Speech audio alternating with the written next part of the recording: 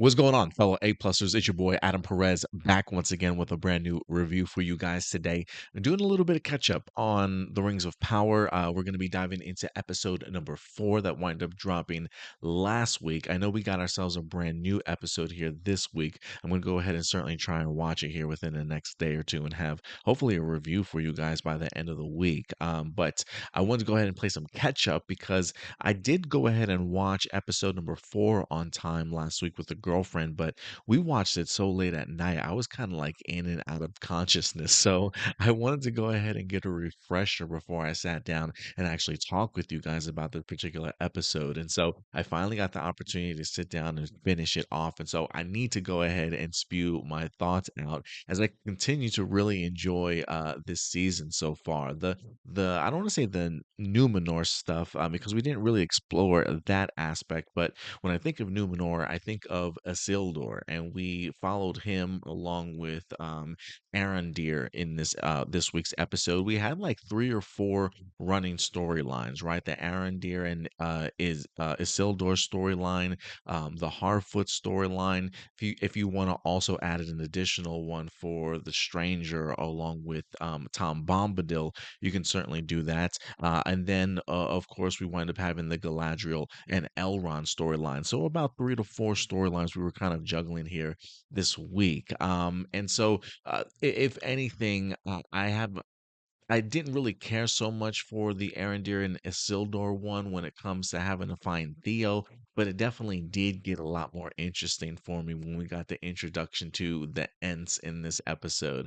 I really enjoyed what they did with the Ents design. I mean, graphically, just special effects wise, it looked incredible. I mean, it probably certainly helped because it was a nighttime shot, so you can kind of gloss over any imperfections with shadows and things like that and just darkness and whatever the case may be.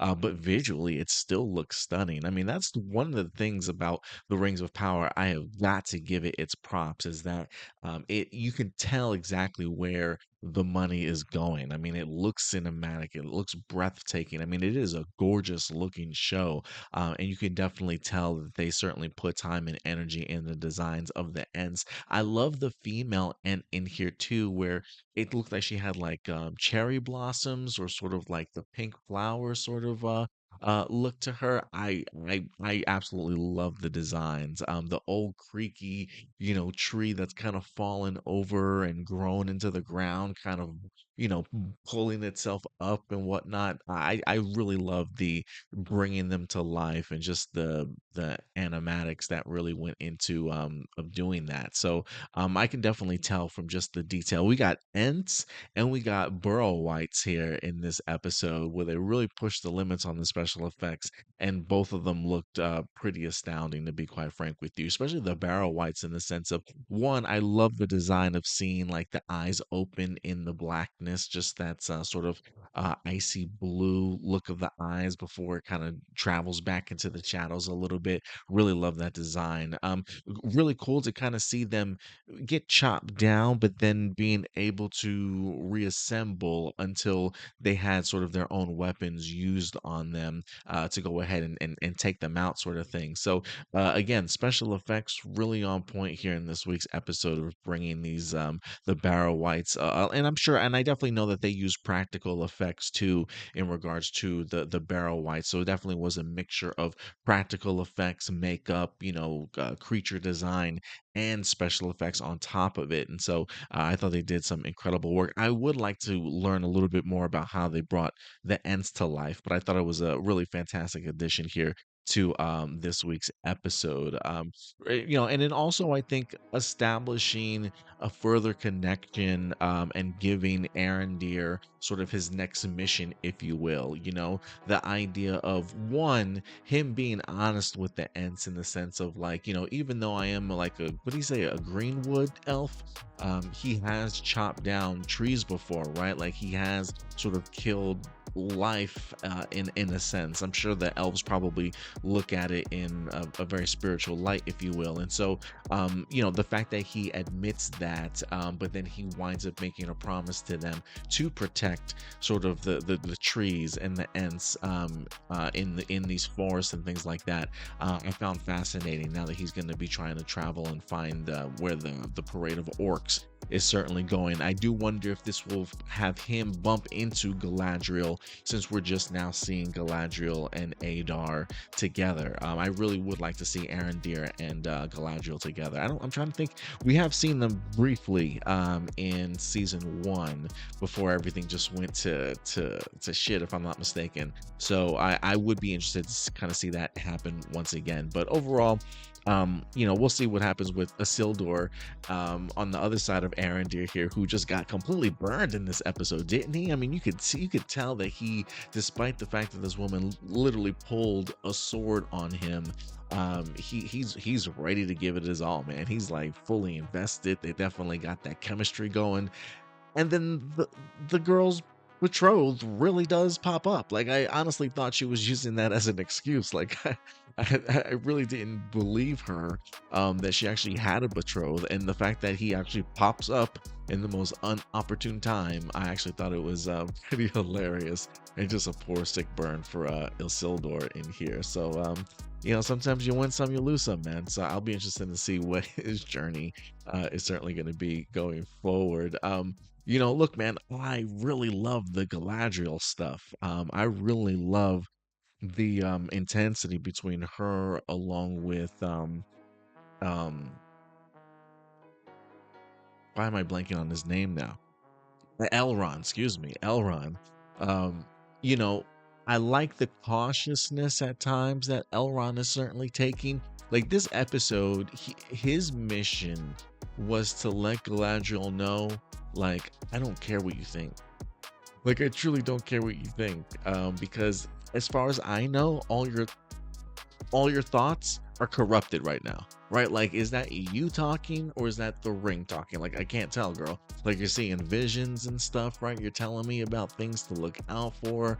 I kind of appreciate Elrond's position of, look, you're going through something right now. You're not about to draw me in with all this elaborate talk and scheming of yours over here. Like, I don't care how detailed these visions are. Please don't tell them to me because they're not your own, right? Like, they belong to the ring, and I really just don't want to listen to any of it. And so I kind of really appreciated Elrond doing his best to kind of keep his distance. And it was kind of really like, I don't want to say startling, but it just goes to show you, I guess, I don't want to say, Elrond's awareness of what the situation is, because I love how after Galadriel goes to distract the orcs, people in his party think that she's doing this to sacrifice herself and save them. And I love the correction that Elrond makes in the sense of like, no, she's not trying to save us. Like, she's trying to save the ring. And even though maybe that's what she thinks that she's doing, right? Like, her intentions, Elrond at least believes, are completely different than what maybe Galadriel herself even believes that's what the reasoning is behind it. You know what I mean? So I just found that really telling in regards to what Elrond's state of mind certainly is. But I do like seeing him and Galadriel fight side by side. I'm a really big fan of this storyline that they certainly have going on between the two of them, and really just seeing, one, I love the idea of us getting to see more of the ability of what the ring actually does, right? Like, we saw when the three elves wore them together, how it wind up bringing life sort of back to their land, if you will. And so the fact that we are now getting to see her utilize the ring in a highlighted power for herself, I thought was pretty cool. Also, being able to heal one of the elves in their party and have that arrow kind of fall out. So it just really goes to show you how the rings definitely do work. Galadriel certainly using them wisely, if you will, but Sauron's definitely in her head, and I love that Elrond certainly notices that. I also want to talk a little bit about the Harfoot's situation real quick. One, actually, I'll leave the Harfoot stuff for last because I find myself kind of interested in that. I do want to go ahead and talk a little bit about the stranger here in Tom Bombadil. Now, look, I've only read the Lord of the Rings trilogy one time. It's been years since I've read it, like 20 years ago, maybe. Goodness, maybe I was in college at the time, and so it's been a while since I've actually read it, but I don't recall Tom Bombadil's presence so much, maybe because I'm thinking of the trilogy movies themselves, and he's not really that present. So when I think of the movies and I think of what I read, I don't really recall too much Tom Bombadil. And so, or was he in The Hobbit? I personally don't know, but I know a lot of people have been waiting to see him certainly come on screen in live action form. And I am kind of curious as to how those that have read Tolkien's work, how they like the adaptation of Tom Bombadil from story to book. I definitely want to know your guys's uh, thoughts on that. For me, again, this is me, somebody kind of coming in completely clean, not really remembering too much. And so for me, I kind of I kind of dug his purpose, if you will. I kind of dig the idea that he clearly is somebody of ancientness, like just has been here since pretty much the dawn of time. It definitely feels like the way that he certainly talks, right? So he definitely has seen a lot, can certainly teach a lot. I love the fact that we come to learn that he's also taught the Dark Wizard that's now kind of ruling over Rune. I am kind of curious, if I don't recall him mentioning the idea of like how he personally feels about that idea that he taught somebody that eventually used their power for evil. I don't even know if Tom Bombadil thinks that way. He just seems like he's pretty chill and kind of laid back, but I kind of dig the idea of the stranger's journey.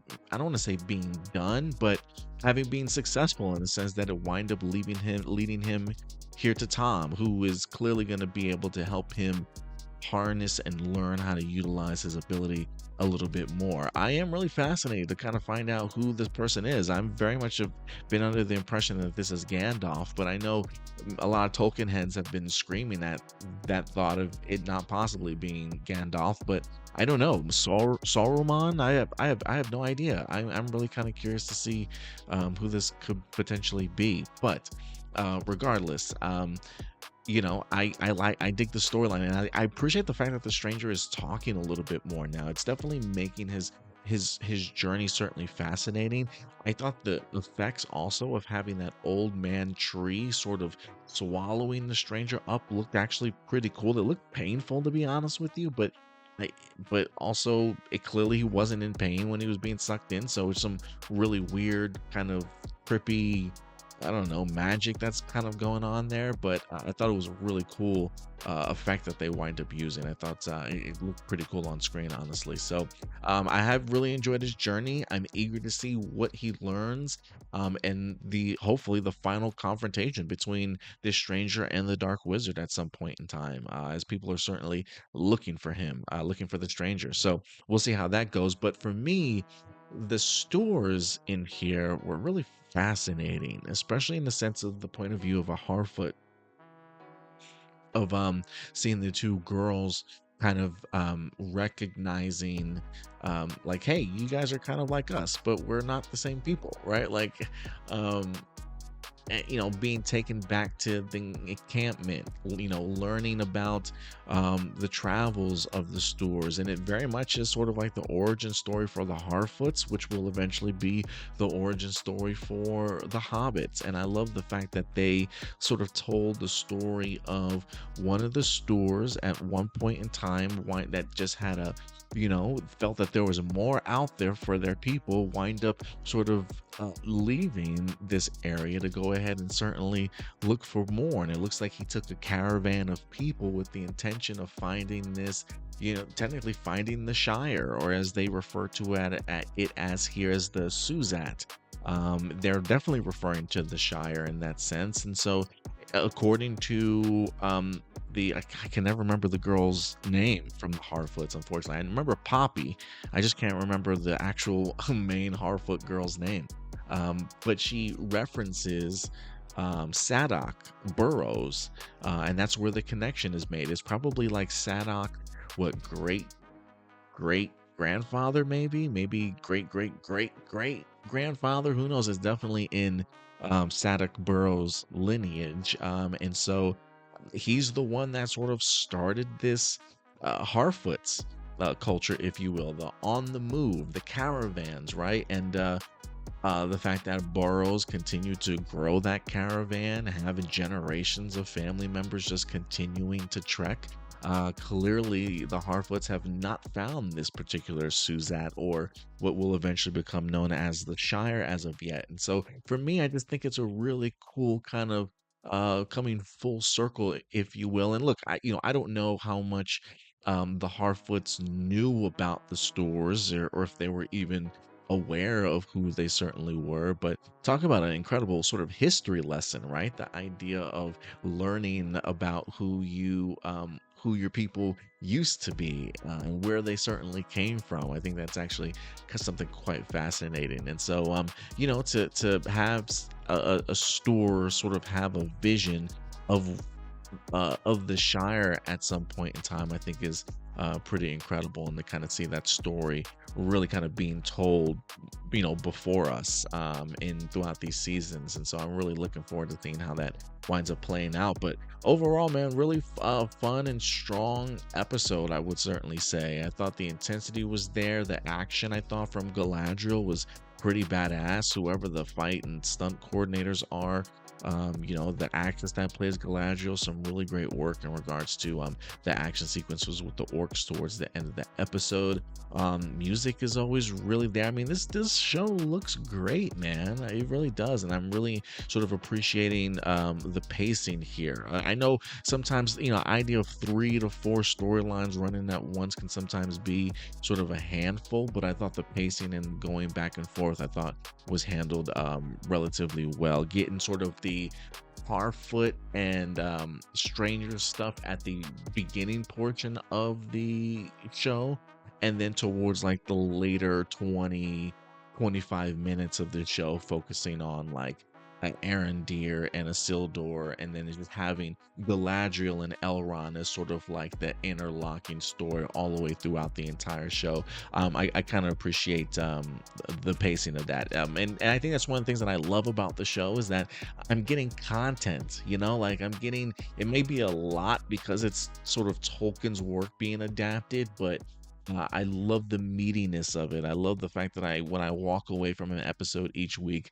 I'm gathering information and learning things, right? And building around this world. And so I think in that regards, I'm a really big fan of this show so far. But look, guys, I want to know your thoughts. What did you guys think about episode number 4? I promise I'm going to go ahead and try and check out episode number 5 as soon as I possibly can, and have it up for you guys so that we can finally get to being on time, even though we only have like what 3 episodes left after episode 5. So we'll see how it goes, guys. But I definitely want to do these reviews because of the fact that I'm really enjoying the show. I love this world, and so yeah, let's see how the rest of the season goes, guys. But until then, do me a big favor, as always, guys. Take care of yourselves, take care of each other, and keep it A+. I'll talk to you guys later. Bye.